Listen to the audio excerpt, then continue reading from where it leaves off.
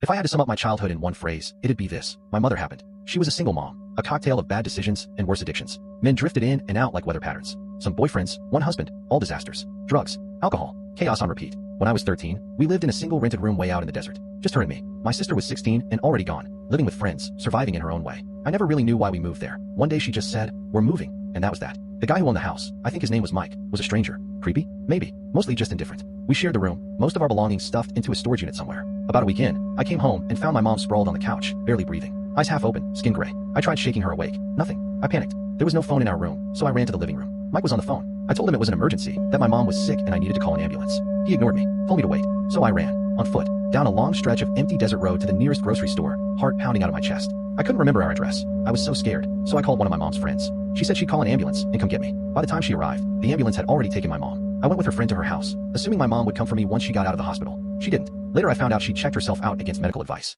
Sometimes she says it was a drug overdose, Valium and vodka, probably. Other times, she swears it was a stroke. She lies so often I stopped trying to know the truth. Weeks passed. No call. No visit. Finally, her friend told me I couldn't stay anymore, said I needed to find somewhere else to live. I called my sister, but her friend's mom said no. Too many kids already. My sister reached out to our aunt and uncle, who I hadn't seen in over a year. Thanks to mom burning that bridge too. They agreed to take me in. I showed up with nothing but the clothes on my back and a duffel bag filled with cassette tapes and a few shirts. A few days later, they offered to adopt me. I said yes. It felt like safety for the first time in years. A month later, my mom resurfaced. I could hear her and my uncle screaming in the living room. Then she stormed into my cousin's room, red-faced and crying, telling me to pack up. We're leaving. My uncle followed, shouting right back. I ran out into the backyard, shaking. I told her I wanted to stay. I said, when you have a job and a place to live, I'll come. In my 13-year-old head, that sounded reasonable. She lost it, started crying harder, said, "You've never thought I was good enough.